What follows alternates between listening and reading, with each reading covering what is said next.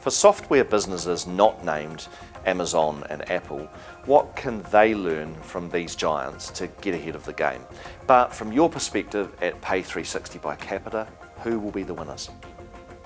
Oh, I think the winners, again, are going to be the companies, and this is ubiquitous and not the most interesting, but Amazon is going to be a winner.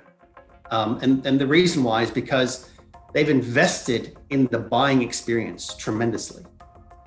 And to just swipe once and buy something is the ideal journey, and to do shipping. And so those companies that are online, that are scalable, that are in the cloud, and that have mastered and invested deeply into the whole buying experience, I think those kinds of companies will be the winners across the board. But other ones should certainly see the benefit of that investment into that buyer journey.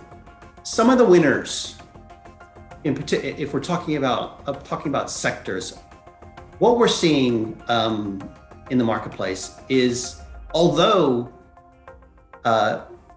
restaurants and pubs are closed in the UK and many parts of the world, we're actually seeing lots of investment into apps for those. Not only for take-home delivery, but also when the pubs were open, they were encouraging you to use their app to order. So instead of ordering from a waiter or waitress who had to come to your table and possibly invade that social distancing, or going up to the bar to order, whatever it might be, they're encouraging you to order from a QR code or order from their app.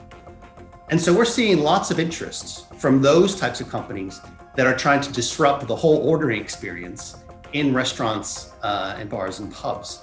And so that's one area that we've seen interest in. The other area that we've seen interest in is education. And the reason why we've seen it in education, I think partly the reason is because there's a double-edged sword there. One, they're trying to move everybody to home learning, right? So you obviously have to invest in technologies that enable you to do that. But two, when they have this somewhat down period, they can look at things like payment technologies like Pay360. They can look at how they're doing that today, and the whole being able to give your parents the app to top up school dinners, or to be able to do that once all the schools come back online. If you haven't done that to the fullest extent, then they're looking at that now to try and enable that going forward. So the whole migration from traditional channels of payment to more digital channels of payment, especially in schools, is something that the education sector is looking at from what we're seeing in the marketplace.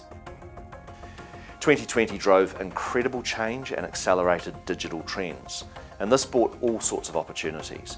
To win in 2021 and beyond, you need to think about where you will be in 2 years from now, as well as providing customer experiences like the big guns.